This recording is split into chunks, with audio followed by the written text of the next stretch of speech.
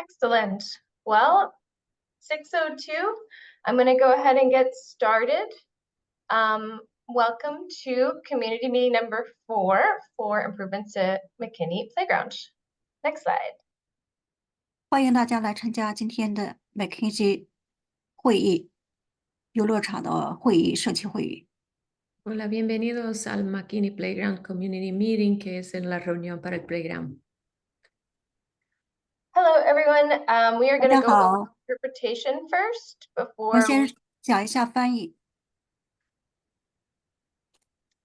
So first, we're going to go over interpretation. Shauna, if you could please help us. We have a couple of interpreters that are here to introduce themselves and explain how the language channels work. We have Mandarin and we have Spanish interpreters tonight. Will you please introduce yourselves? Hi, I'm Daniela Caride. Hola, soy Daniela Caride. Estoy acá para ayudarlo con la interpretación en español. Entonces, lo que vamos a hacer es, por favor, apriete el botón del mundo cuando eso aparezca en la pantalla. Thank you.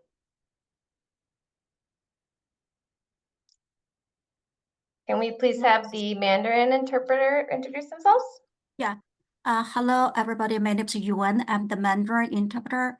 大家好，我是国语翻译。那么今天这个会议当中，如果你想听普通话的口译服务的话，就在荧屏的下方有个长方形的控制栏，请点击翻译叫 interpretation。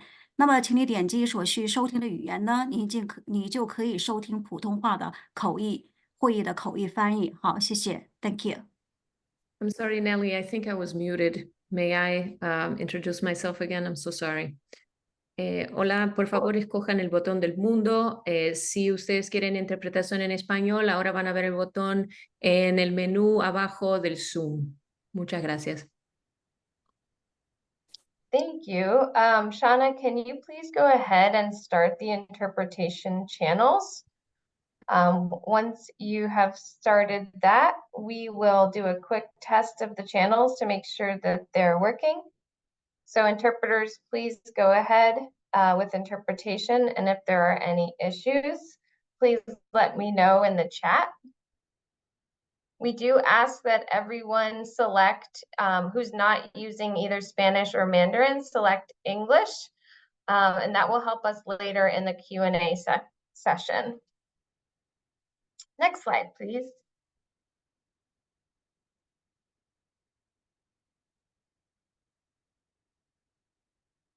Great. Can we go back to the cover slide, please? So welcome to McKinney Meeting 4. I'm Nellie Ward, and I use they, them pronouns. I'm the project manager from the Boston Parks Department overseeing the project, and I'll be your point of contact through the design and construction process. I'd like to thank you for your time here tonight. We know that you're very busy, and we appreciate all of the time that you're taking out of your personal schedules to be here. I know some of you have been involved with this project for years and years, and we really appreciate all of the effort that you've put into this project. At this time, I'd like to welcome any elected officials and staff who might be here. Could you go ahead and raise your hand if you're here and would like to say something at this time? Don't see any yet. Okay, next slide, please. Oh, we have someone who wishes to speak. Is this Matt Costas? Hey everybody, yeah, this is Matt, Chief of Staff to Counselor Liz Braden. Very excited for this meeting tonight. Thank you so much to everybody for putting it together. Thank you so much, Matt, for being here on behalf of Counselor Braden. Counselor Braden has been very helpful and important to our project. Next slide, please. So just a few items to go over before we get into the bulk of things. We know that this meeting, just want to let you all know the meeting's being recorded, and this is so it can get posted to the project website, which will happen in about a week from today. We'll also be putting the presentation slides and notes for the meeting. We'll also drop the website link in the chat, so you can go ahead and check on that within a week to review the presentation, or perhaps share it with someone you know who wasn't able to be here. Next slide, please. Great. So during the presentation, we asked that your microphone will be muted, and it'll be up to you whether or not you'd like to have your video on. But during the discussion session at the end, we would love it if you turn on your video if you felt comfortable doing so. Please be respectful of everyone's ideas, feelings, and thoughts, and all questions are welcome. We hope everyone will feel comfortable sharing their comments and questions verbally or in the chat, but you're also welcome to reach out to me directly if you'd like to via email to provide comments in that way. And we'll go ahead and put my email address in the chat so that you have that. Next slide, please. Great. So as we go through the presentation, we do ask that questions and comments are held until the end of the presentation, and then we can review them together. You're welcome to add questions throughout the meeting, and if we're able to, we'll address them, but otherwise we'll address everything at the end. We will address spoken questions and comments first over the chat at the end of the meeting. During the listening and discussion session, we'd love to hear from you. To ask a question or provide a comment, if you're joining by Zoom on a computer, please use the raise your hand button and we will unmute you. And if anyone's calling in on a phone, you use *9 to raise your hand. And once we call on you, use *6 to unmute and then mute again. Next slide, please. So now that we're done with that, let's get started on the review of the project. So we'll start with an introduction of the project team and then look at an overview of the project, including the schedule. Our design team will go through a presentation that summarizes the design work, and then that will be followed by the listening and discussion session. And next slide, please. And then we'll go over next steps and closing remarks. Great. Once again, I'm Nellie Ward from Boston Parks, from the city of Boston. We have here today Kathy Baker-Eclipse, Director of the Capital Plan. Juana Wise is the Director of Community Engagement, who is a wonderful point of contact. Tammy Pierre-Lewis is our Community Outreach Coordinator. Shauna Dixon is our Graphic Arts Technician, who is moderating for us tonight. Thank you so much, Shauna. And from our wonderful design team, we have Megan Tompkins, the principal, Michelle Johnson, our designer, and Luke McCoy from KBA, who is our sports field design consultant. Next slide, please. So for every Boston park, there are components that go into the park design, including community input, such as this meeting tonight. The design of our parks is also informed by safety guidelines and regulations such as ADA, City of Boston priorities, and Parks and Recreation goals. Next slide. The City of Boston priorities are family friendly. That means making spaces accessible and easy for all ages. Green and growing, which is thinking about climate change and green stormwater infrastructure. Healthy and safe, creating spaces that improve public health and are safe. Delivering exceptional city services, making sure that communities have a way to communicate with the city and that voices get heard. And closing the racial wealth gap, which is thinking about the ways that systemic racism has created inequities across the city and proactively addressing them when we can. Next slide. So the Parks and Recreation goals are accessible, creating spaces that are accessible and available to all. So thinking about all users and different ability levels, having a diverse, balanced, and efficient mix of uses, thinking about as many people as interested as possible in a space, meaningful and adaptive community engagement, and meaningful and inclusive community engagement. And so that process is really important to us so that the park reflects the needs of the people that live right there.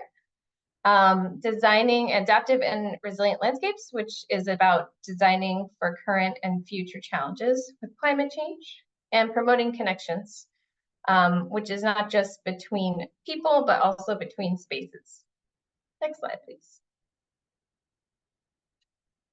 Great, so I jumped into this project back in August 2023 when I joined the Parks Department, but this project has been going on a lot longer than that, and we'll do a review of where we came from.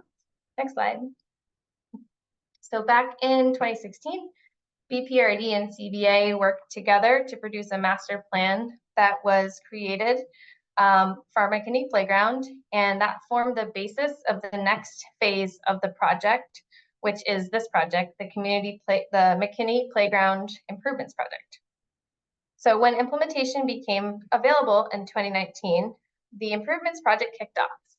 The first two community meetings were held in fall 2019 and winter 2020. While we typically like to have our 3 community meetings within a 1 to 2 year period, there was a longer gap between the second and third community meeting than we'd like to typically see. After the second community meeting in the spring of 2020, the pandemic hit, which caused some major complications, and unfortunately, many of Boston's park projects had to be put on hold, including McKinney. So the project picked back up in winter 2023 when the project got transferred to me. In January 2024, we had community meeting 3 that was held at the Charles View Community Center in Brighton. At that meeting, designs for the playground and the fields were presented and discussed with the community, and we followed up with an online survey for that. Boston Parks typically only has 3 meetings for community engagement, but due to the project's unusually elongated timeline and conflicting preferences for the field design, we thought it would be helpful to have one final meeting. So over the past 4 months, the team worked diligently to summarize and incorporate the feedback we received from community meeting 3 and from the online survey in order to make sure that we came to the right conclusions and that we went in the direction that the majority of the constituents preferred. That leads us to today, community meeting 4. We will have an in-person version of this meeting this upcoming Saturday from 12 to 2 at McKinney Playground. That meeting will be exactly the same material. So if you're here tonight, you don't need to go to that one. But going forward, after that, if everything goes well and the community is behind the plan, we will go into the construction document phase. And that could happen as soon as after next week. So if we stick to that timeline and we're able to secure the construction funding required, the project could be out to bid as early as next year. And regarding funding, the project is currently funded by the City of Boston's Capital Improvements Fund and Boston College's Neighborhood Improvement Fund. We also applied for a grant from Harvard Elson Public Realm Flexible Fund, and we're so grateful for the letters of support that we received from the Friends of McKinney Playground, Councillor Braden's office, Senator William Brownsberger's office, and many of you individuals in the community. Thank you so much for your partnership and support. We find out if we receive that grant within the next couple of months, and we will be happy to update you. In any case, we do need to secure more construction funding, and we are working on that on our end. We're hoping that the design process we go through tonight will help us be more definitive about what kind of funding we need. After we secure funding and construction documentation is wrapped up, then the project will go to bidding. If bids come in within budget, we can award a construction contract, and construction will take about 12 to 15 months. Next slide. Great. So as a quick recap, as discussed, the master plan project was done earlier in 2016-17, and that included 3 community meetings. This is when major design goals were laid out, including the walking loop, new spray ground, and the possibility of including artificial turf. Next slide, please. So looking at the 2017 versus the 2020 master plan, the main difference is that softball was removed. And that's just because the demand for softball seemed to go down, and also we overlay softball with Little League in several of our fields. and it also made room for a bigger soccer field. At this point in the process, artificial turf was also being pushed for by permit holders, yet abutting neighbors advocated for natural turf. So we had two sets of conflicting interests. Next slide. So that lands us to our 2024 concept, January 2024 concept plan. So the design team at our third community meeting in January this year presented two major design field options, one with natural turf and one with artificial. And we also presented 3 options for the playground layout. There were recommendations from community members for both natural and artificial turf, but BPRD felt that the majority of the community argued in favor of natural turf at that community meeting. In addition to the results of the online survey, that also leaned towards natural turf. Therefore, today's final concept plan includes a field design with natural turf only, and artificial turf is no longer being considered by the department for this site. So that's a recap of where we've been and where we're heading. And with that, I'll pass it off to Megan, and then we'll jump back in a little later. All right. Thank you, Nellie, for that wonderful introduction. Hi, everyone. My name is Megan Tompkins. I'm a principal at CBA Landscape Architects. If you have been to other meetings for this project, you have probably seen me. I've actually been working on this since 2016, which is sort of a delight to see something through for this long. I will try to make this existing conditions summary brief, so I may talk quickly, and I'll get started. We do tend to, talk about sort of the neighborhood context, where McKinney is, what else is walkable. I always like to note that that interior dotted line is what we would consider about a 5-minute walk, about a quarter-mile walk to the line, and the outer line is about a half a mile, so a 10-ish minute walk away from McKinney. And as you can see, there are schools, hospitals, other Boston Parks Department parks nearby. As a very general recap of what exists at the park now, this park is bounded by Faneuil Street to the north, and residential properties to the east and west. The current park has a playground,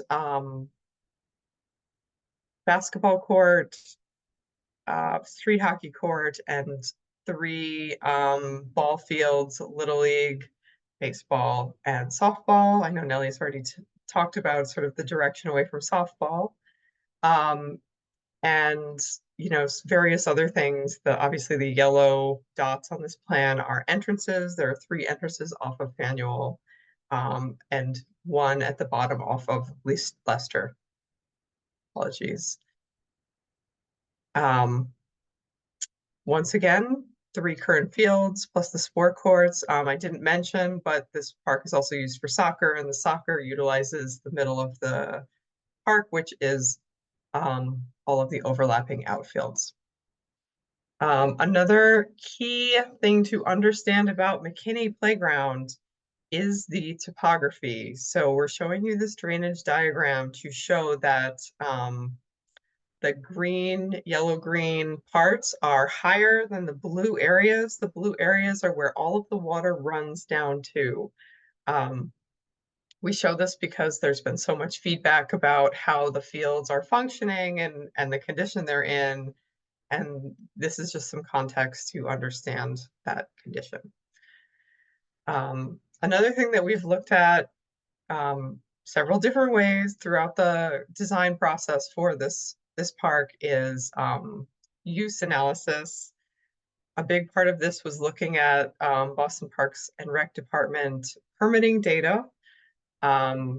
We looked at it initially back in 2019, 2020. At that time, we looked at a big portion of the past years. And then we took another look and we started up again in 2023, 24. There's a brief summary at the bottom of this slide. I won't read through it word for word. It will, when the presentation is posted to the city's website, it will be there.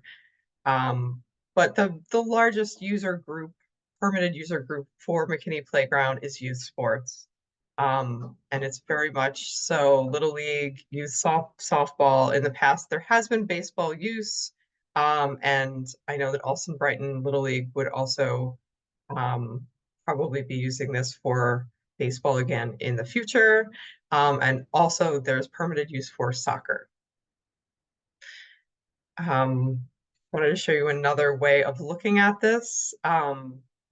Often all three of the fields that exist, the baseball, Little League, and softball, are permitted at the same time. Sometimes these things are permitted separately, as in the case of soccer, which can't really be permitted at the same time as the other three uses. All right, and this is a good point to start talking about some of the feedback that we got both at the January 2024 community meeting and the online survey that was released in February 2024. All right, so like Nellie said earlier, we know there's been a lot of conversations and a lot of discourse around what the field material will be for McKinney, with folks weighing in for natural turf and weighing in for artificial turf. But like Nellie said, that he feels that the support is overwhelmingly for natural turf, and that is the direction that this design will be going in. So this is really my overview slide for the January 2024 in-person community meeting. I'm going to move on to some of the online survey results because they're pretty interesting. All right. So the survey, I forget, it was about 10 or 11 questions. There were a few about demographics. I think one of the interesting things is, so we had overall 97 responses, which is a great response for an online survey for a park in the city of Boston. And about 2/3 of respondents have kids in the house, 0 to 18 kids. So I think that, really tells a lot about who lives near this park and who uses this park. One of the things that we were hoping to get from both the January 2024 meeting and also from this online survey is a little more feedback from constituents about the playground, what people want to see in the playground. And there were some clear themes here. As you can see, those blue and yellow bars, the biggest ones, were for traditional post and platform style play structures, climbing tower style play structures, and swings, both belt and bucket. And I think also dish swings can also be lumped in there. At both the 2024 community meeting and the online survey, we showed these three options for slightly different layouts for the Faneuil Street edge of the site. This is where the playgrounds are, sort of some entries into the park and the courts. I will say that they were all a little different, but they all contain the same elements. The elements that would be common among all three of these options were play structures for all ages. Those age groups are typically considered 2 to 5-year-olds and 5 to 12-year-olds. The city is also committed to installing a a splash pad at the park that will be open all summer. Also a drinking fountain, which would probably be associated with, you know, the splash pad and the sports fields. Seating, and furniture, things like, you know, game tables, picnic tables, benches. And also improved entries along Faneuil Street. So this is something that we will talk about a little later. But as you can see, option 3 was the most popular, you know, on the online survey.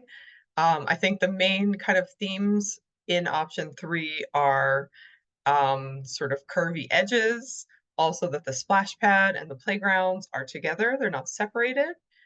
And also that there are picnic tables or sort of a picnic grove off to the left. All right. Back to some of those nitty-gritty online survey questions. We asked, you know, what folks would like in a splash pad. Regular ground level spray jets were the most popular. We also asked folks what they were most interested in for site amenities. So as you can see, that longest pink bar there that goes to almost 50 was folks expressing interest and support for pedestrian scale path lighting.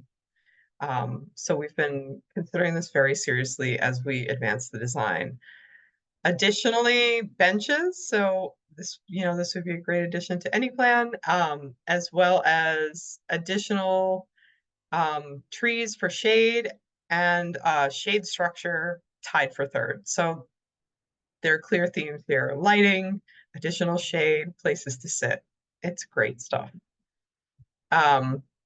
Another interesting question in the online survey was, which park entrance do you use?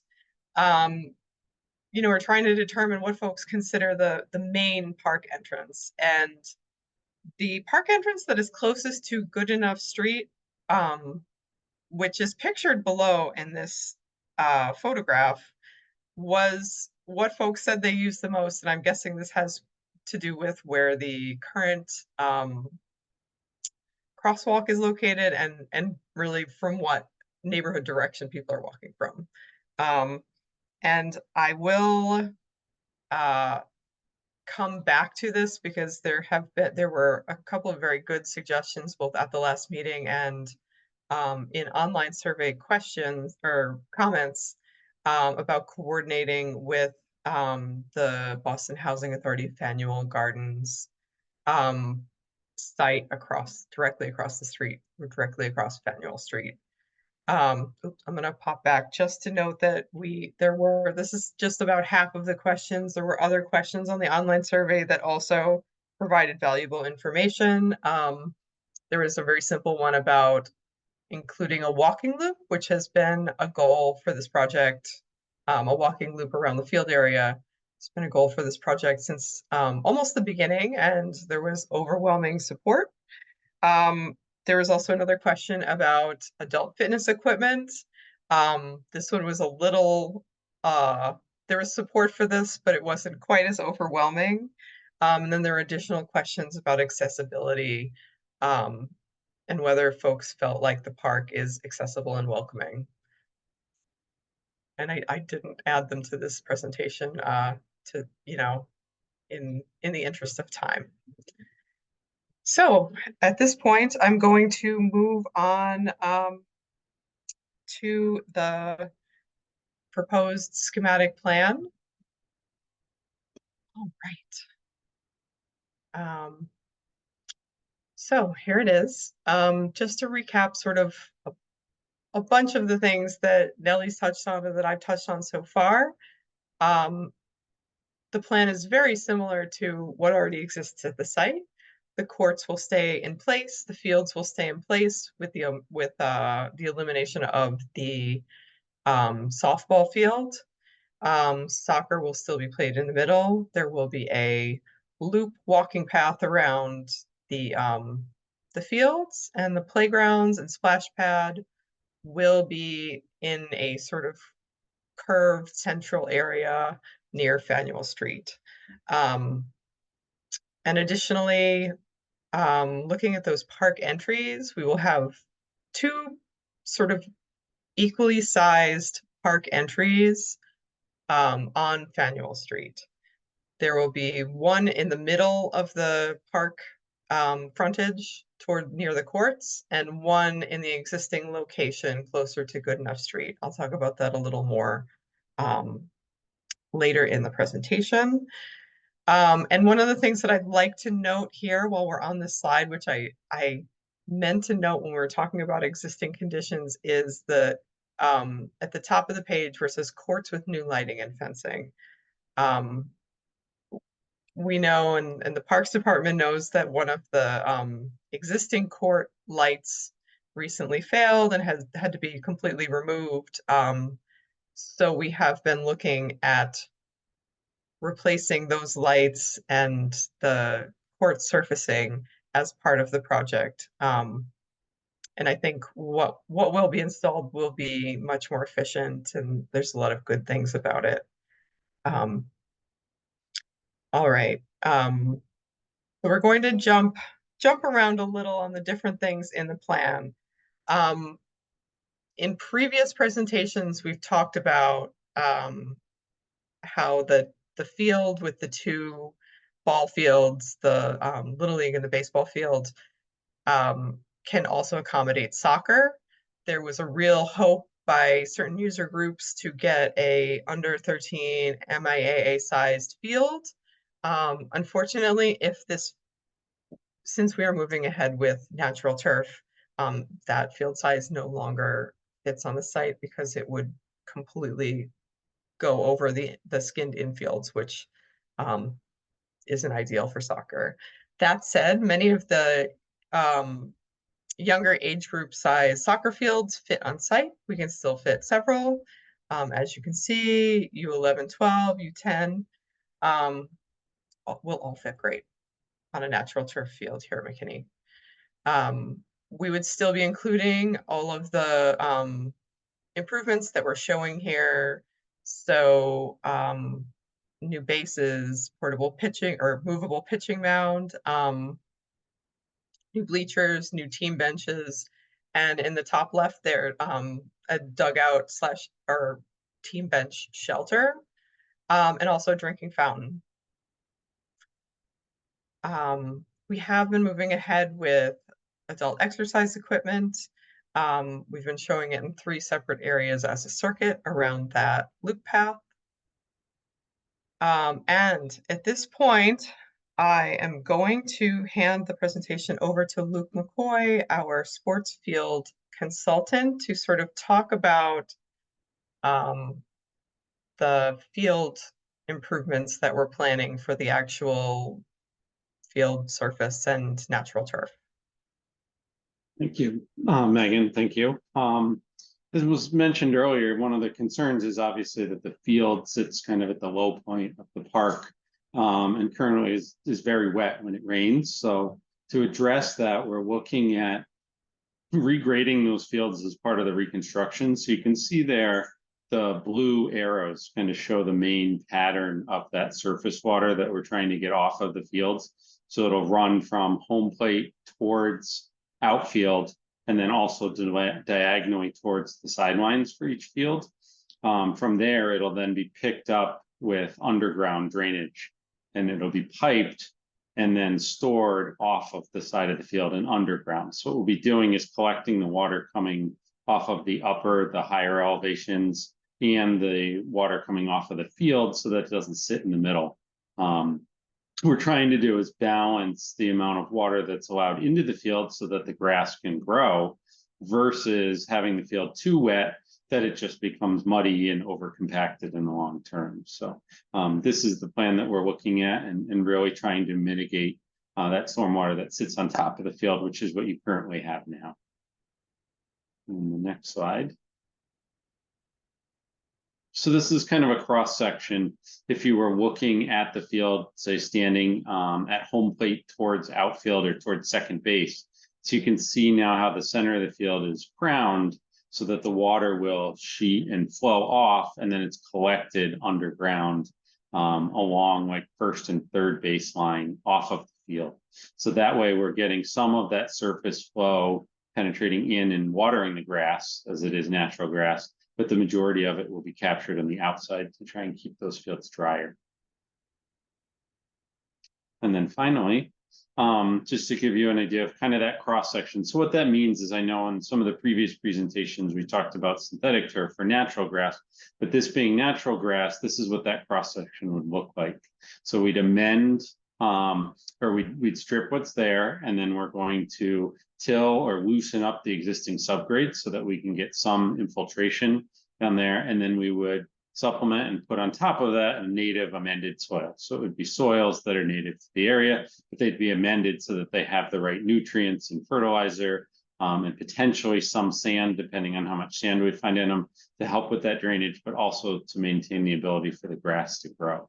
These fields will not be irrigated, so that's why you're seeing that these are an amended soil and they don't have a stone or a sand drainage layer in it, because we don't want to dry out the grass as part of this process.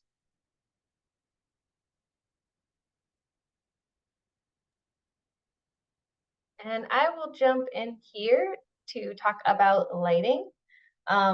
It's important, one little piece of this puzzle around lighting relates to funding from Boston College's Neighborhood Improvement Fund, which had originally allocated funds to McKinney to put toward an improved field system that would include artificial turf and new sports lights.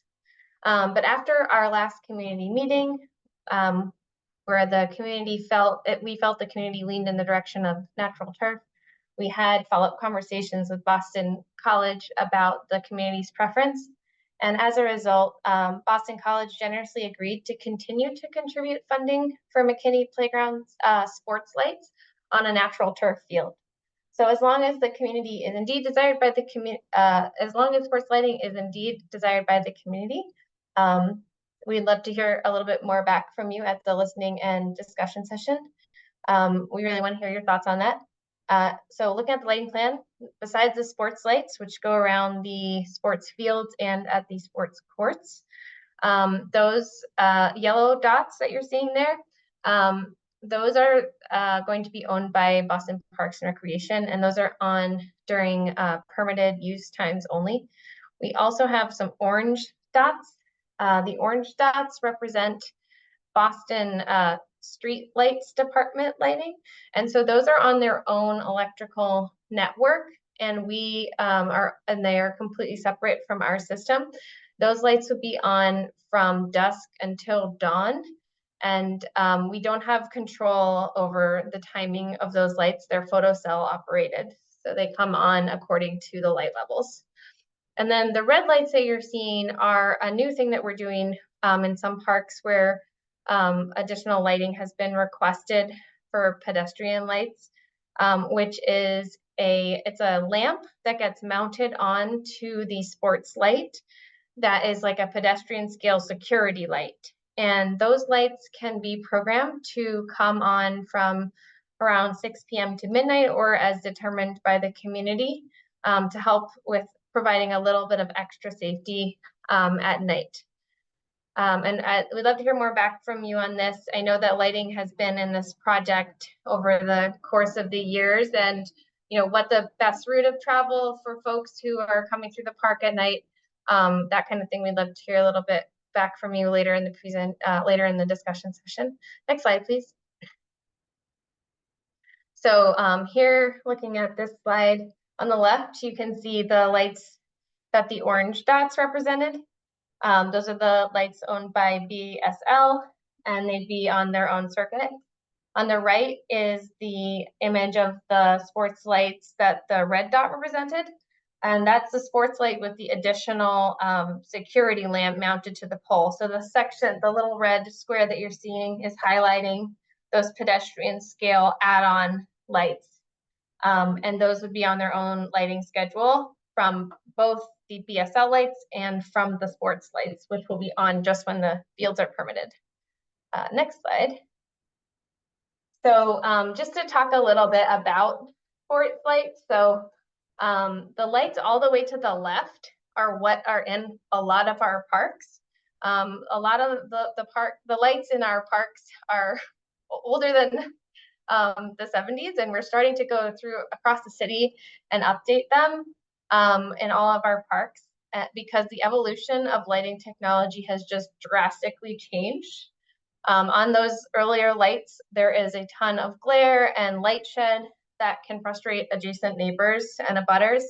But because the lighting has improved so much, and you can see going from left to right, the technology improving with the cutoff. So it's like the design of the actual fixture has gotten so much better at controlling the directionality of light that brings us all the way to the right-hand side, where we're seeing the total light control LED system by Musco, which have an amazing ability to direct light only to the places that it's intended for, drastically reducing the visibility of lights by the surrounding residents and really just highlighting the area on the field that's it's intended for. And then on the right, you can see like the, surrounding dark area and how just like void of light it is, and how the light is just really focused on the field. So I just wanted to point that out because a lot of times folks react to sports lightings because they're thinking of the existing lights and the lights that are in a lot of our parks, but that has really changed a lot over time. Next slide. And so we have several examples of these total light control installations in the city, and the top 3 playgrounds might be of interest to you: Cassidy, Smith Playground, and Boston College, which are all in the general vicinity. And if you've ever seen any of these parks at night, then you're familiar with this lighting system. So we just want to point that out in case you would like to do your own reconnaissance and check out these lights at night. And I will come back to this conversation at the end of the presentation. And so with that, I think I pass it back off to Megan. All right. Thank you, Nellie and Luke. That was great. All right, so I'm coming back to that playground and sort of Faneuil Street edge of the park. This is sort of the other opportunity for community, another place that we are hoping to gain more community feedback at this meeting and the in-person on Saturday. So once again, we've been basing our design going forward on option C, which has those kind of themes of curvier edges, playground and splash pad together, and picnic area / picnic grove. So this is what we have come up with so far. As you can see, there is a playground area in the middle, playground structures for both ages, for both age groups 2 to 5 and 5 to 12, swings, and a splash pad adjacent to the playground.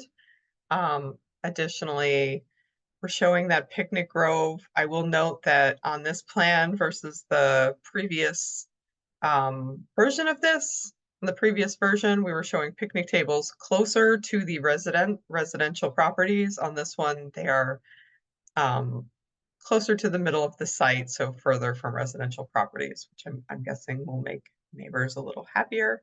And we're showing those renovated courts with new fencing and new lights and new paving.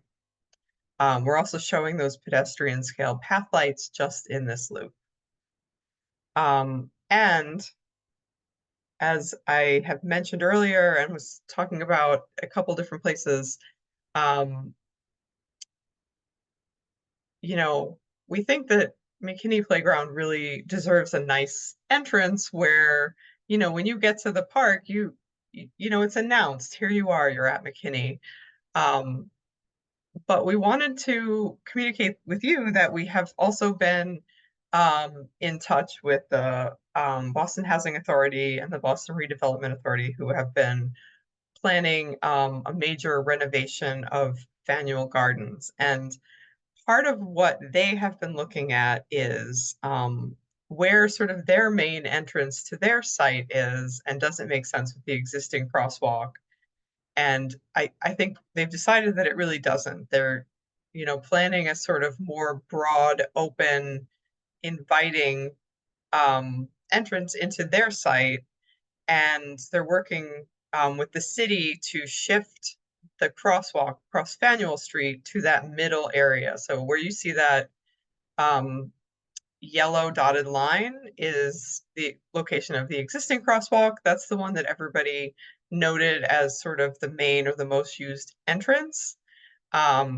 And the city is working on plans to shift that crosswalk over to the approximate area of that pink dotted line.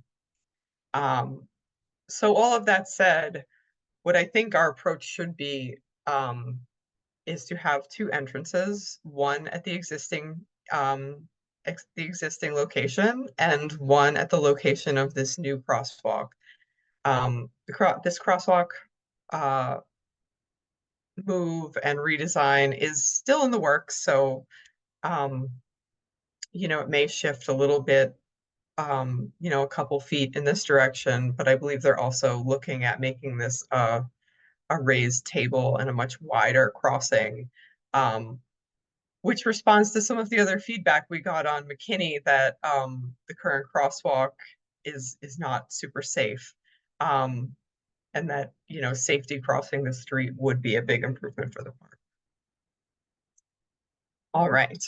So that said, these are some of the, this is the character for the entrances that we're proposing. I think one would have this sort of pergola entry and another one would have some stately columns. Both would have seating and they would be wider with a little plaza. So more inviting than what is at either of those Faneuil Street entrances right now. So I'm going to sort of flip through some slides of materials, responding to feedback from previous meetings and feedback from the online survey. Some of them are very straightforward. This slide is showing shade. The right-hand image is a solid roof shade structure with seating, new shade trees, so we can get a nice healthy canopy. Going forward, I know we already have some lovely trees, but there's always room for more. And then those dugout shelters, which is that bottom right image, that blue shelter. Also responding to those requests for more seating, benches, picnic tables. There are already game tables on site, and improved trash receptacles with the opportunity to expand for recycling containers as well when the city is ready. Moving on to those playground materials. This is the character of the 2 to 5 or playground for 2 to 5-year-olds that we're considering. This is the more traditional post and platform style. And then for the older kids, we're thinking something like this tower style play structure with big slides, climbing ropes up the middle. These tend to be really fun. And then swings, both traditional, adaptive, and traditional strap and bucket swings, adaptive swings, and dish swings could all fit on the site and make for a lot of really fun playground experiences. We'd be designing a splash pad with flush level sprays and graphics. It's a great opportunity to add more color or maybe a theme into the playground. And I think we're getting very close to the end. This may be it. So I know that Nellie had mentioned, we'd love to get more feedback on lighting. I think that these elements along that sort of Faneuil Street frontage are also topics that we're really interested in hearing your feedback about. And here we are. Thanks, Megan. What an amazing presentation. Before I open up the floor, I wanted to let Kevin Leroux from the Office of Neighborhood Services, liaison to Alston Brighton for the mayor, introduce himself. I know you didn't, we missed you at the beginning there. Did you want to say a few words? Yes, sorry, I had some technical difficulties early on, but thanks for allowing me to just say hi. Happy to take any questions or concerns that some people have. I wanted to hear from what people want to say on the meeting, so I'm glad to be here and happy to hear from you. I'm going to add my contact information in the chat in case anybody wants to reach out. And it doesn't have to necessarily be about McKinney. It could be about anything else in the neighborhood that you want to hear about. So thanks, Nelly, for allowing me to just say hi. Yeah, of course. I look forward to chatting more with you. I also just wanted to remind folks to select the English option down at the bottom of the screen. There are a lot of little icons, but one of them says interpretation. And if you could click on that and select English, it would allow any non-English speakers to be able to respond and participate in the listening and discussion session. So thank you so much to our design team for all of the excellent work. And thank you so much, all of you, for sticking around. We're going to open up the floor now, and we'd love to hear your thoughts about the design and anything we might have missed. We want to make sure that the majority of the community still supports natural turf, and that we are kind of on the right track with lighting. And you're welcome to email me with individual thoughts if you don't feel comfortable sharing. We'll drop my email in the chat here again. So with that, any raised hands, we will answer questions in the order that the raised hands come in.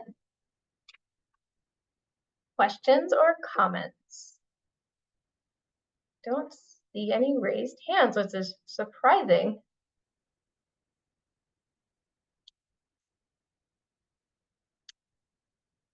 We have a raised hand from Ed.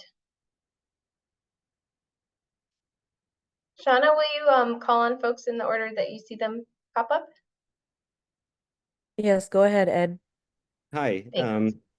Thank you. I just want to say thank you to the Nelly and the team that has listened to the community. I'm Ed Considine. I'm a longtime resident of Brighton, a frequent user of McKinney Playground.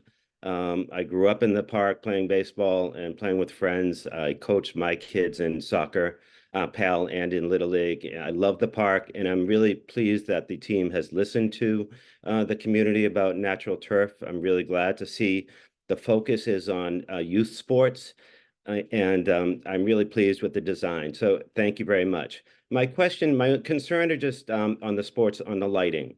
I don't have that image of the fields, the soccer fields for the 12 and under and so forth that'll be used for.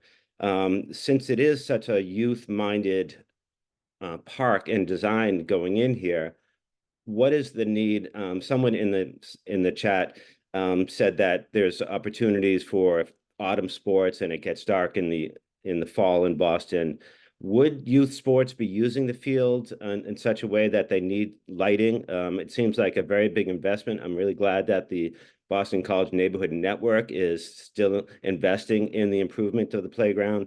But is the sports lighting, those stadium lighting, which are a big deal all around the park, and I know neighbors have voiced concern as friends of the McKinney member, that was one of the concerns we had about it. So I'm wondering where that need is coming from and what other permitting data we have that tells us that we need that type of lighting.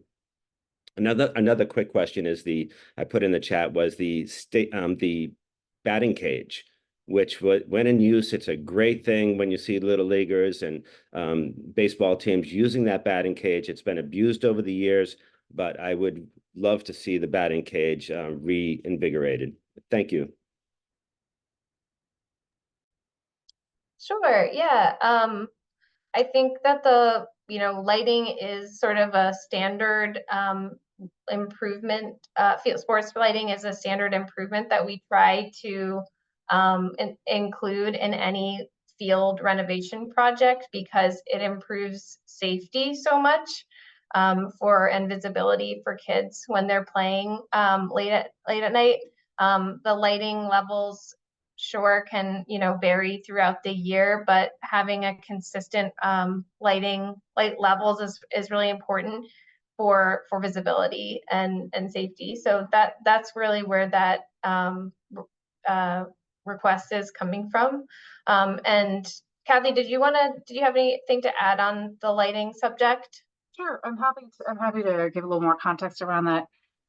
You know, I think it's hard to use the permits as a metric for whether or not there's demand for sports lights, because it's hard to determine. You can't issue permits if that feature doesn't exist. So we don't have a good way of capturing what needs we're not servicing. So we do know that where we have added lights at other fields, the use increases, and it is used by youth leagues as the earlier sunsets happen, and it is used occasionally by some adult leagues into the evening. We do not anticipate that this will be a very heavily used adult league facility. And we can direct those users to other facilities that do have better and more appropriate facilities for adults. So we do anticipate that this will remain primarily focused on youth sports, and we do know that the lighting does increase. It does provide more abilities to extend a game, to finish a game.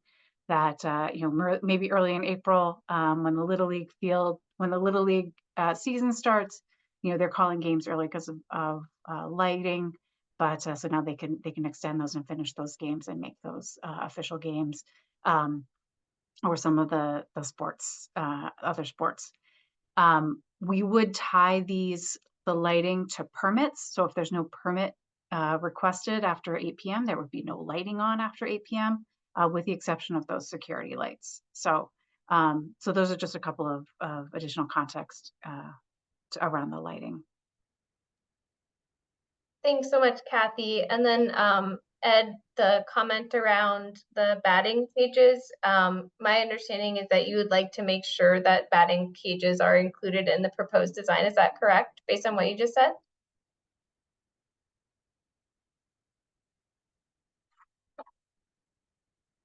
Are you with us, Ed? Yes. Oh, you're thumbing up. Okay, great. Awesome. We will certainly include that and consider that. Absolutely. Yes, definitely. I think that's a big part of the motivation for kids going to the fields and coaches helping kids improve their abilities, their skill sets. So great. I'd love to see that reinvigorated. Thank you. Thank you. Yeah, that was a question that we had wondering how well used that batting cage was. So that's great to hear. Thank you so much. Great. Shauna, could you please let us know? And thank you so much for your question and comments. Next hand raised. Okay, the next hand is from Dan. Great. Go ahead. Hi, everybody. Thank you. Great presentation, beautiful design. Thanks for all your hard work and your extra meetings with the community, and really big shout out to Boston College for their investment in our Allston Brighton community and our parks, and really grateful. So thank you. And I'm really thrilled to see the youth sports emphasis and some really great creative ideas with the field. I think my concern is just a comment that the partnerships with the city of Boston fields have really been poorly maintained, and I know the city's understaffed. We know Parks and Recs is overwhelmed with 350 fields in the city on their budget and not enough staffing. You have a multi-use field here. I'm assuming that the soccer fields will be laid out with painted lines for the soccer because they can't be permanent.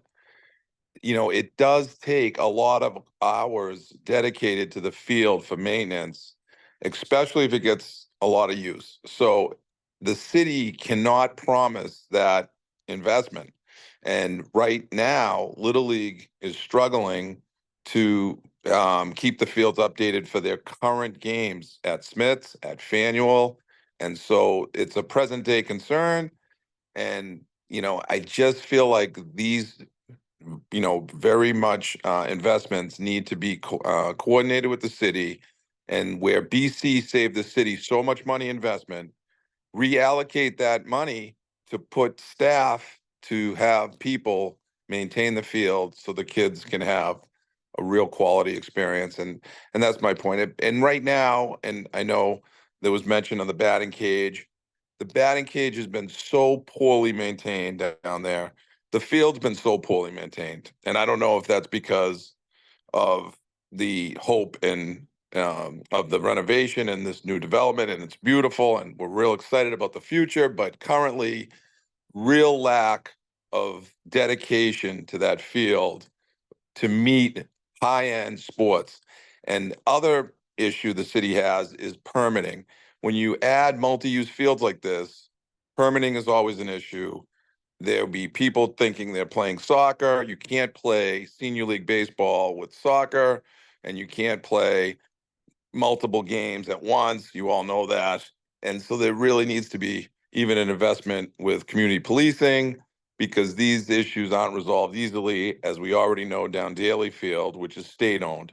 So those are just my two comments and I know this is a presentation of the design and it's beautiful. So all thumbs up there, but really need very much cooperation with City of Boston and a larger investment in their budget in Parks and Rec to keep up with additional. And our last statement is all neighborhoods were told they would get one artificial turf, which reduces the amount of maintenance. And it's okay that it's not Faneuil or McKinney, but what field would it be? Would it be Murray Field?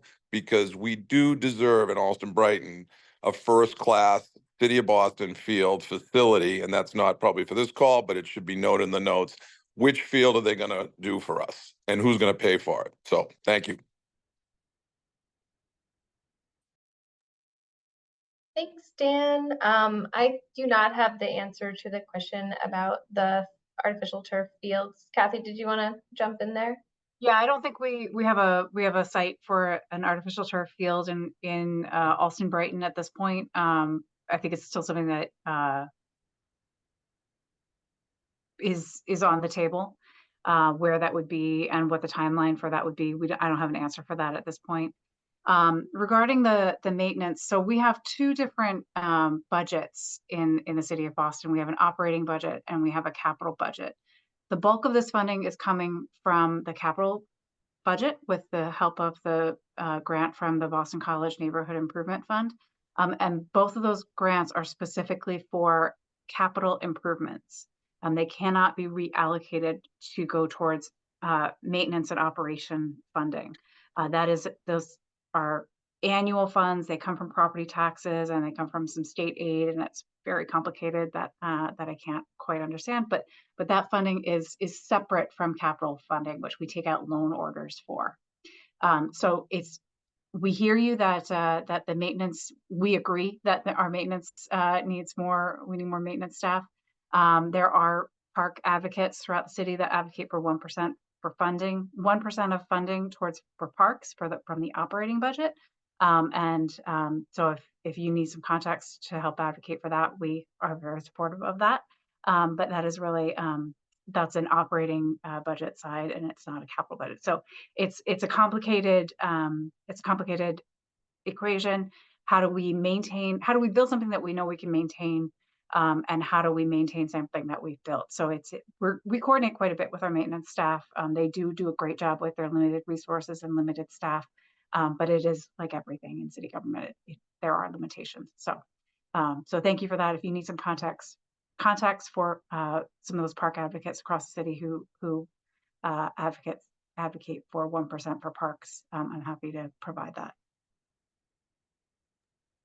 Thank you so much, Kathy, and thank you, Dan, for your comments. Next question. Next person is Carlton. All right. Go ahead. How are you doing? My name's Carlton. I'm currently, this is something I typically wouldn't come into, but I've just got to a level of frustration this year that I thought I should just voice my experience with the parks. I'm currently coaching Little League. I've been coaching Little League for 3 years. I myself grew up in Austin Brighton and played Little League at McKinney. And I just giving you my experience with the Smith Park. So this year, we went down as coaches. The field was all dug up from dogs. The coaches went down, managed the field, got it all flattened out. We played for a week or two. Someone came to the field, ripped the bases out of the ground, concrete slabs, everything, ripped the whole things out of the ground, about a 2-foot thing. So it was a Sunday. We had a game. Coaches went down, fixed the bases. They're not perfect. They're super loose. And so we got that done. And we still have not had the city of Boston come out at once to the field to do any maintenance on it.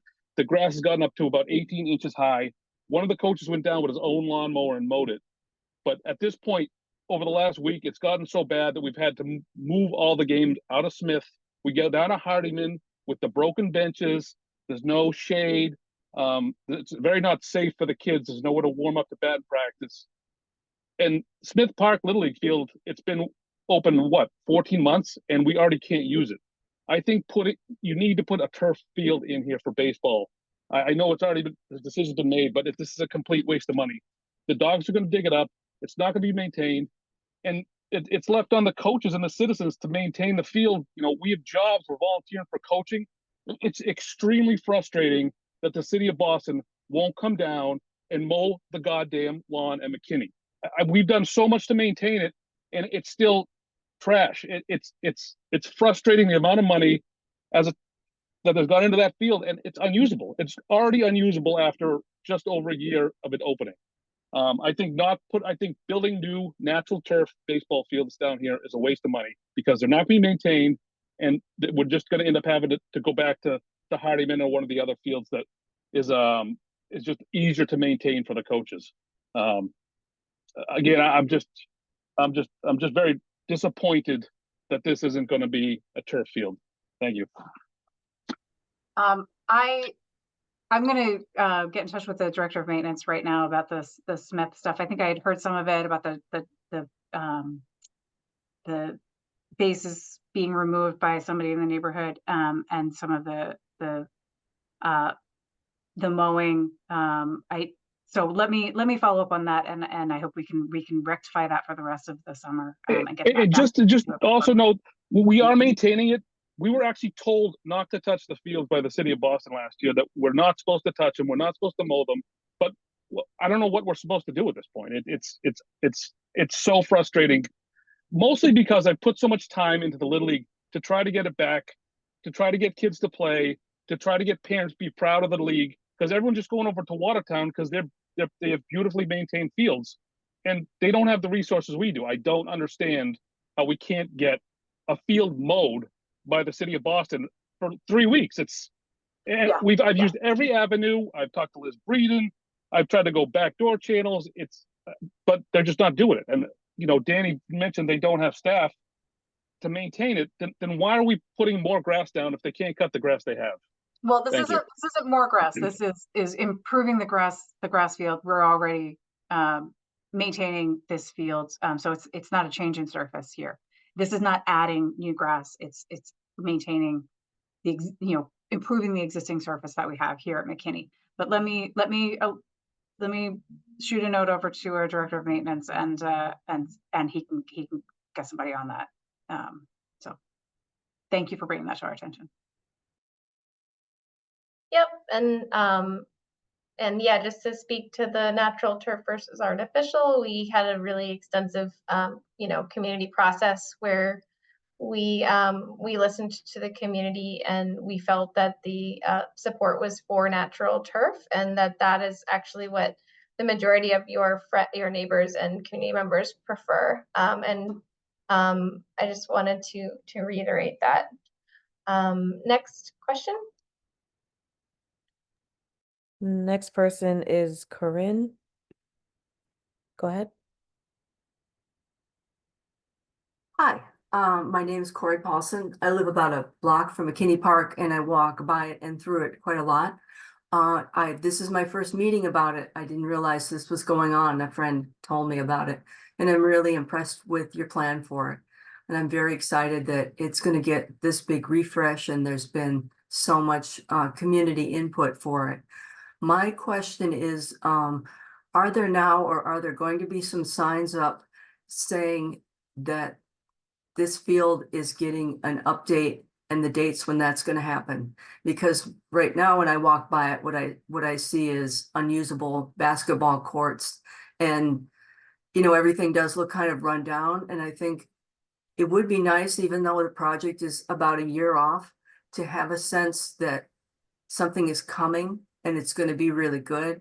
And I don't know how much detail you want to commit to in case something goes wrong with the budget, but just to say that the city is actually going to fix this, because as you say, it's been a long time coming. You can see that there's something there, but needs to be really updated. Thanks, Corinne. Yeah, before at the start of construction or prior to construction, we do hang a coming soon banner that would have a rendering of the plan, and that would be hung up around the perimeter of the park well before the park is like fully constructed and open. However, yeah, we don't typically post signs between, say, now and beginning prior to construction, because we just have too many parks that are in that we're working on, and that's not something that we typically provide. But we do have the website link that we have. There are a couple of flyers that are on that we will secure to the fence that show the website link, and that website link links to the improvements that are in process. But thank you for that comment, and understood. And maybe we can try to get the construction banner up a little bit, the coming soon banner up a little bit sooner to keep hopes high. Thank you. Thank you. Next question. Okay, next is Jasmine. Go ahead. Hi, it's Jasmine Walovich. I'm a Brighton resident and a butter of McKinney Park.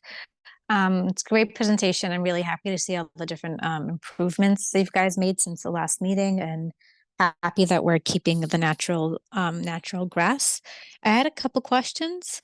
One was just wanted to confirm that the new fence that will be put in will be higher than what is up currently, especially on the good enough, the side close to good enough, which is the side that's more relevant to me.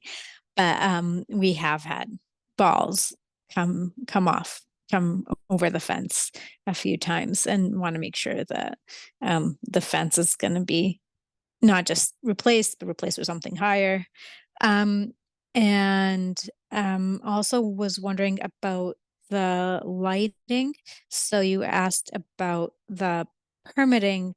You said that there will be, some of them could be on depending on the permitting hours for the use. And I was wondering how late might that be? Sure. So just like all our sports lights for both courts and fields, those lights are tied to permitting, as Kathy said. So if there is a permitted time frame, the light will be on, and if there's no permitting requests, the lights will be off. The time frame that can occur between is around like 6 p.m. dusk to 10:45 p.m. And so that is the only time window within which, if there is permitted, if the field is permitted, that the lights would be on for. Does that answer your question? And then regarding the other lights, Megan, maybe we could flip to the lighting plan if possible.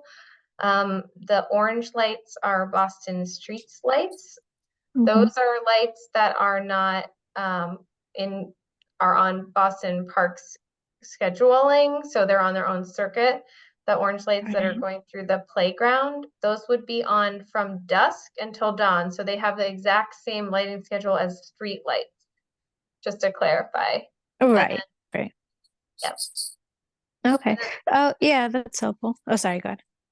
And then the red lights, again, are a little bit different too, which are not, we don't typically use those, but if there's a place where security lighting has been requested, those lights can be on from 6 p.m. until around midnight, but those are much lower to the ground and are not, while they're attached to a tall sports pole, they're only pedestrian height.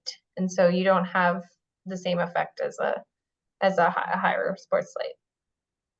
Okay, and those lights, the security lights are always on. They're not like motion sensor Right. or anything. They're just on. Okay. Those are just on, and those we are Right. only including because we understand those to be requested by the community. Mhm. We don't typically use them. No, I think I agree with that. That sounds like a good idea. In the sports light, so where can we see where can we see the permitting for the fields? Let's say if there's a certain permitting that we wanted to contest, like if there was a really late game, for example. Like, or how can we, or if we wanted to plan around any permitted events, where can we see the allowed or the permitted events? I don't Is it- actually, I mean, we do have an online portal for our permit Mhm. holders where you can see when the fields have been permitted, but I don't know if I totally understand your question. You're wondering if you can contest permitted times? No, I guess not. No, yeah, just where could we see the permitted So you're when the fields are permitted for? as a neighbor, you want to see when the fields are permitted. Yes, exactly. Basically, kind of want to know when the lights are going to be on. Okay. If there's a couple nights are going to be on, it would be just good to know. Yeah, I mean, I think it's not something that we have that we publish right now. I don't know if there are conversations about that changing in the future. Mhm. So I think it's something that we can. I don't have a good answer for you at this point. I mean, Okay. certainly there's like you could ask for request all past permits for the at McKinney for the last year as a FOIA, but that wouldn't give you the information of like, since there's no permits yet for lights that don't exist or don't. Right. Yeah. Right. Got it. Yeah. Yeah. Okay. So I think it's something that we can, that may change in the future. We may be able to make that more public. But I don't have a good answer at this point. Okay. Or maybe if you guys can just like, if there's any way that you can put a sign on at the park entrance or something, if there's anticipating, but I understand. Okay. Yeah. I mean, I think the problem with that is that if it changes weekly, somebody's got to update that weekly. Right. And Yeah. that's a lot of Right. information to manage. Yeah. That makes 200 sense. sites, right? Yeah. Right. Okay. Thank you so much. Thank you. Next hand raised. Okay, the next person is Josh. Go ahead. Hey, so thanks so much. Thanks for really thoughtful redesign. I just want to say, first of all, I appreciate the natural turf. I think that's a tremendous victory. And I guess my concerns just center around the sports lighting. Like I think the lighting plan is pretty reasonable. I just wonder if the sports lighting might be going too late. There might be a way that the permitted use could be restricted to slightly earlier times. But I think overall it's like a major improvement in the plan. Yeah, that's kind of my feedback. I really appreciate the natural turf as a direct abutter. Thank you for your comments. I don't believe I don't actually know the answer to that question of whether we restrict lighting to an earlier schedule. I can come back to that, or Kathy, if you have the answer to that. I think it's best probably for us to follow up with our permitting, the director of permitting, and see whether that's something that happens at other parks, or I think it's something we're gonna have to follow up with internally and get back to you on. Thank you. Great. Next question. Next person is Mauricio. Go ahead. Yeah, good evening, guys. Thanks so much for the presentation. Could you share some of the feedback that you received on like why so many people wanted the natural grass? I'm a little perplexed by it, just given we live in New England, and like anyone who coaches sports, plays sports, or has kids that play sports, like a grass field is a disaster in New England, and especially for those that are not maintained, which is very frequent in Brighton, Alston, like the Smithfield, as someone previously noted, is like an absolute liability, and the cost of maintaining to continue to water, cut, and paint lines, feels like it's more of a headache than artificial. So I'm just like really interested to if you could share some of that feedback on maybe why the natural turf was the overwhelming favorite here. Sure. Yeah. Were you able to attend the last Oh meeting? yeah, I should have prefaced that. So this is actually the first time I've heard of it. So unfortunately, I was not able to participate in, I think you said, a January meeting, as well as this online survey, as well as like prior meetings. So apologies that if this is repeating past facts. Yeah. Well, we did review, I'd be happy to send you this presentation where we reviewed some of the reserve survey results earlier in the presentation that we got from the community. But yeah, the notes from the last community meeting are posted on the project website, and you can and look at that and perhaps read through the comments that many of the community members that are here tonight strongly advocated for natural turf. The reasons I believe were related to wanting a natural surface, and concerns about environmental concerns about plastics and various contaminants that sometimes artificial turf fields have. So those were kind of the main reasons that people didn't want natural turf. But yes, this has been going on for almost like 7 years of people going back and forth about this. Understand. And did you guys ever maybe consider like, splitting the difference here and saying like, hey, there's 2 soccer fields, hey, there's 2 baseball fields, like maybe we do like half natural, half turf? I'm just curious if that was an option. Again, like, if speaking from anecdotally, like, again, I don't know who spoke earlier, but also involved in Little League. If it rains on this sloped surface, like, it's canceled. Like, you can't play on it. I understand that you guys are trying to improve the drainage situation, but like at the end of the day, like, even if you're creating a sloped surface, like, if you've ever played sports, like, that's going to cause injury. That's a liability to play on. And so like it's like one evil for the other.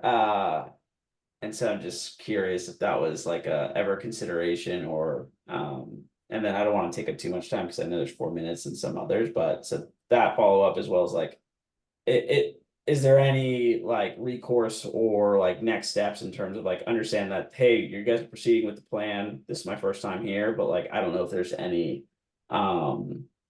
hey, last Hail Mary appeals for considering the natural or turf, or it's just, hey, it's signed, sealed, delivered, it's written in stone, that's it?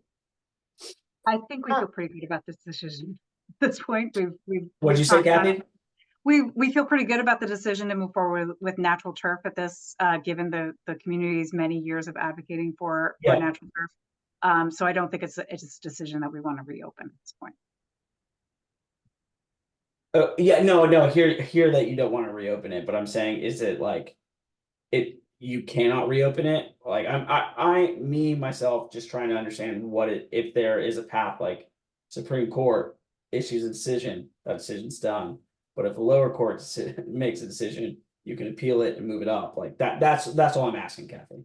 We're not lawyers. Sorry, that was a metaphor. Right. Not I wasn't. Right. But I'm just saying we've had many conversations with the community and feel that the current plan and the current surface, the direction that we're moving for the surface is one that we feel that the community is comfortable with, and the neighbors around it are comfortable with, and the administration is comfortable with. No, I hear what you're saying. I guess sorry, maybe I'm not clear. What, if any, path exists for me or any other member of the community to continue to advocate for artificial turf? That's what I'm in general. Yes, in general. For all fields throughout. I mean, I think talk to your elected officials. No. Not all fields for this specific project. Sorry, right. And I'm saying I think we feel good about the direction for this field. Right. Yeah, we're not going to reopen we're not reopening the artificial turf decision. Kathy, I hear what you're saying, that you feel. I don't know where the in between is between those two. I'm saying what path can I pursue? Like if you said, hey, write a letter to Mayor Wu, okay, thank you so much. That's all I'm asking. That's I mean, you're happy to do that. I'm not trying to be. I don't think it's going to go anywhere. But no, that's okay. I'm not asking for you to do it. All I'm asking. I'm sorry if this. I'm not trying to be facetious at all. I just want to know what avenues can I pursue. If you're saying you need to write a letter to the president, okay, thank you so much. If you're saying, hey, speak to the individual who introduced himself as the liaison, okay, great. That's all I'm asking. And if you need to take it offline, or I need to follow up because you don't know if there's a path for me, that's all I'm asking. Sorry, like that. I just want to be clear. That's what I'm asking. I do not expect that this decision will change. That's okay. I'm okay with the 0.01%. I think whatever I'm asking, Kathy, all I'm asking is what avenue can I pursue? You can say there is a 0.00000% chance. That's okay. I just want to know what path I can pursue. I mean, I think the Parks Department feels this is the right direction. Is there someone else than Kathy? If there are other, and reaching out to your elected officials is another avenue that is available to a constituent, just to say, I am not happy with this decision that the city is making, and here's why. That's important for the elected officials to hear. I do not expect that will change the direction, because I think from conversations that we've had with Councilor Braden, I think she feels good about the direction of this plan. I do not expect that. So, but you are welcome to make your case, right? But as a constituent, that is your right. You can make a case to the mayor. That is your right. I do not expect to change anything, but that's just my opinion. But if you have a different opinion, you are welcome to express that to your elected officials.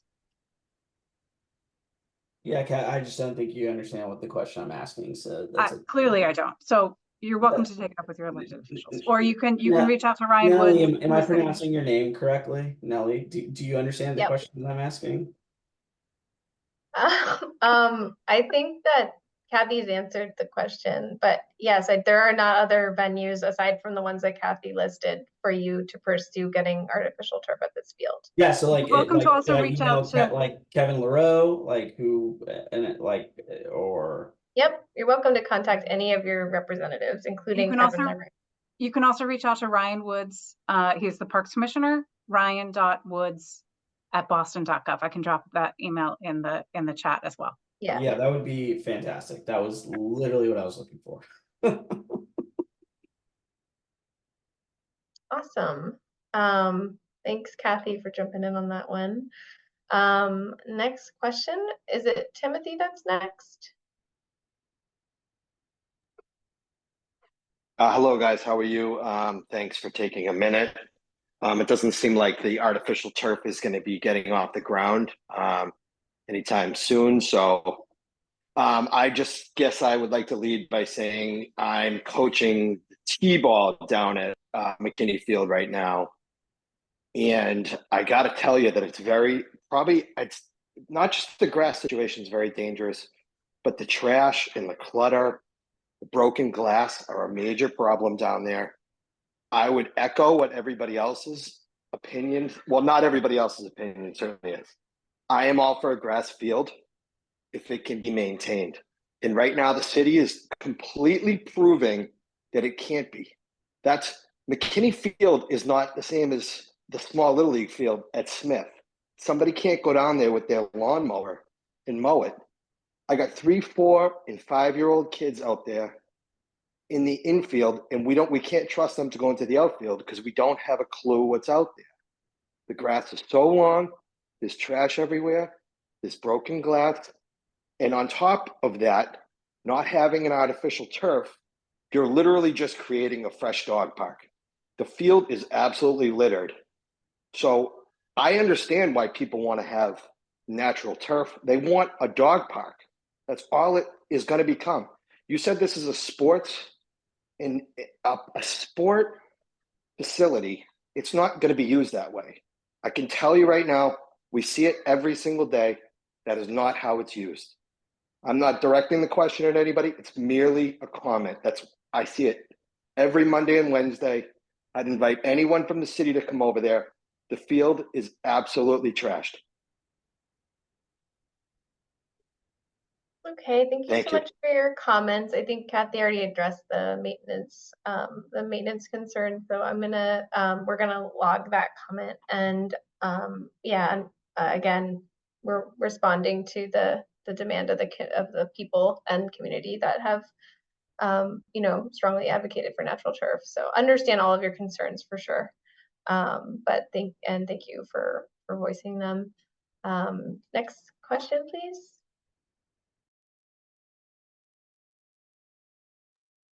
Next person is Daniel. Yes, hello. Dan Moore, president of Alston Brighton Little League. I have been, since the beginning of this month, contacting directly maintenance people to maintain McKinney and Smith. I have been assured by them at the beginning of the month that they would come and maintain it. I've been lied to consistently all month long. I reached out to Kevin Huharo. I'm assuming I'm pronouncing his name correctly. Sorry, Kevin. He said that he'd look into it. He contacted them and they told him that they went to Smith and they maintained it on Friday. They lied to him right to his face. They lied to him. Every square inch of Smith Field was mowed in advance of the Harvard graduation in Boston Calling. Every square inch except for the ball fields. I'm not asking for special favors. I'm not asking for special consideration. I'm just asking for some consideration. And we have consistently been ignored by the city, by the Parks Department, crying poor mouth that they're understaffed. But the staff was there with a lawnmower and they chose not to do it. First base has been ripped out of the ground since last year. It was reported to the Park Service that they had said in the off season they'll come in and put concrete in there and secure it. They lied. They didn't do it. Now second base is up. And they'll take care of it, I'm sure. Yeah, we've logged the comment, right? Empty words, empty actions. They cannot keep up with the current demand. You say, oh no, we're maintaining the amount of grass. No, you're not. You're not maintaining a thing. Thank you.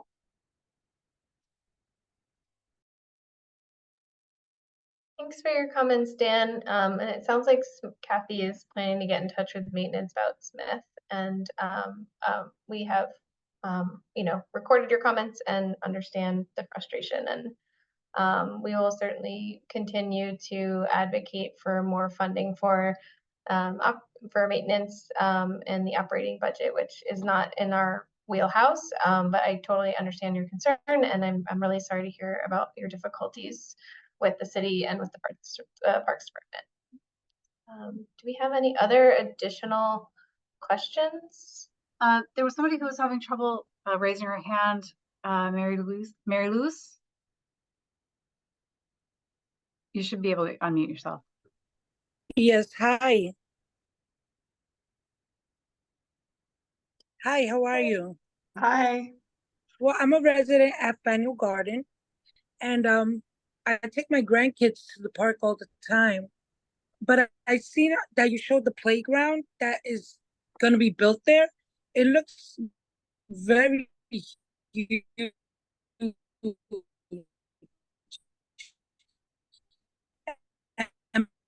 my baby Your audio is getting cut off, so we can't understand what you're saying, unfortunately. Oh, I'm saying that I seen the play jungle thing that you guys showed for the children to play in, but it looks like it's for big kids, and I have little grandkids that love going to the park. So I wanted to know, is there going to be two separate things for little kids to play, little toddlers, and then the bigger kids? Yes, that's a great question. Oh, Megan, did you want to jump in? Saw you unmuted there. Yeah, I unmuted and I advanced the slide to the structure that we're showing as a precedent for the younger age groups. I saw your comment in the chat a while ago. I didn't hear all of your comment just now, but so typically we design playgrounds to accommodate two age groups, the younger being 2 to 5, which I'm hoping works for your grandchildren's age group. And then obviously there's one for the bigger kids too. This is an example of a playground that we've built at a park in Dorchester. It's great for that age group, and they do tend to grow really quickly. Yes, they do. Okay, that was my question, because I mean, they love going to the park, and now they do have something for smaller kids and something for bigger kids. But with the picture that you showed, it just showed like a very big jungle gym for like the big kids. So I was concerned about that. That's all.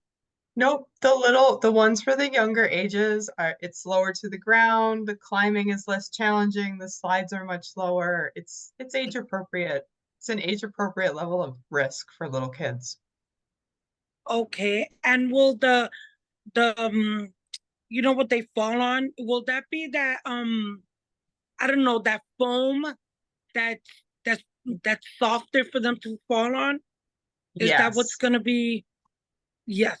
Yes, so it's like a rubber crumb unitary surface, so it's like one big poured in place, and it's a color. We usually do a pattern. It's a lot safer, and yucky stuff can't hide in it. Yeah, definitely. Okay. All right, because they do break bottles, and I know that, you know, at nighttime they go there and people party there, and you know, it's not safe because they do break bottles, and you never know what's inside, or you know, you got to look around before you let the kids go in and play, because you never know, they could get cut or hurt or who knows what, you know. Yep. So the main to maintain, and someone to like make sure that that park is clean for everyone to be safe, that definitely is an issue. So absolutely, I agree with everyone else about that. Well, that's all.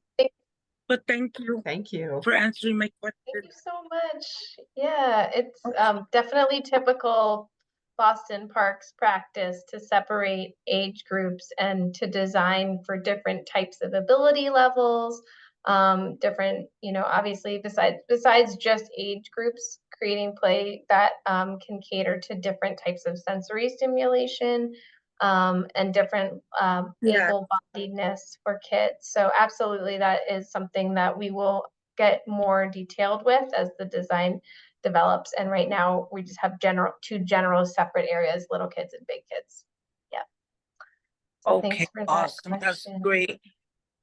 Yes, of course. If something can be implemented, like, for development, I don't know, like, I don't know, I will have to think about it too, but something, that it's not just mindless playing, but something with like activities to stimulate their mind, that'd be great too.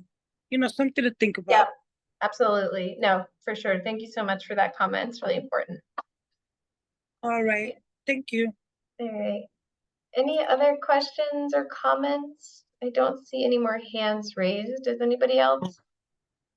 Nelly, I see in the chat it says from Sonia, she's asking, will there be a designated area for the dogs only? The park is full of dog poop. I do think that there should be designated areas.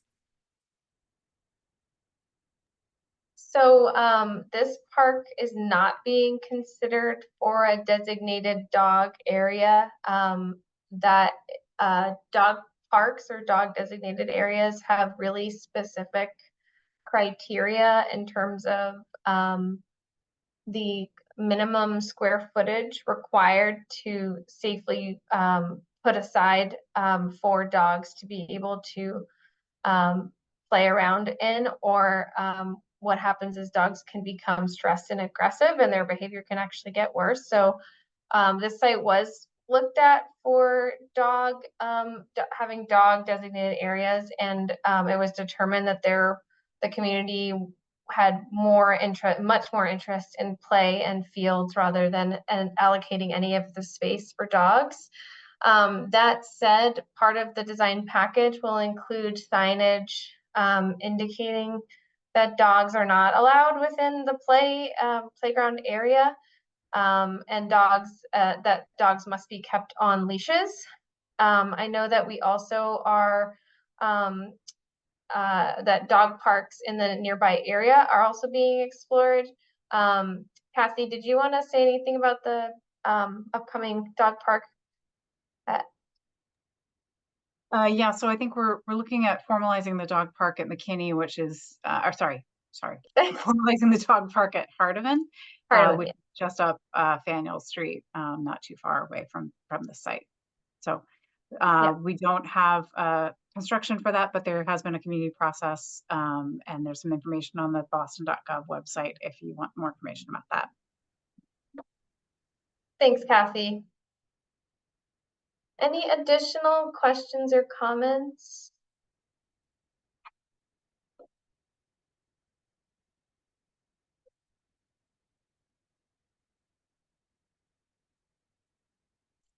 I don't see any additional questions or comments regarding subjects that we haven't already addressed. And if I'm wrong, please raise your hand and feel free to speak up.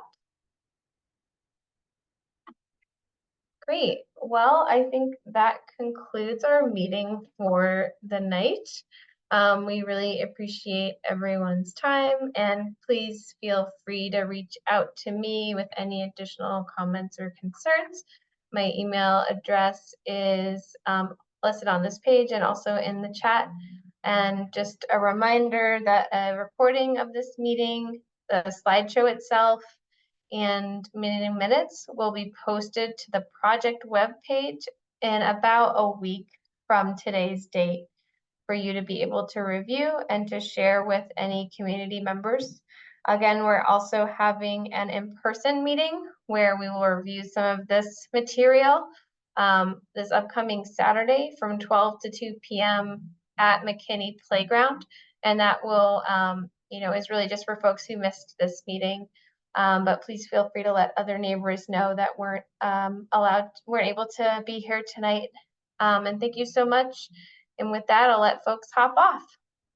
Have a great night.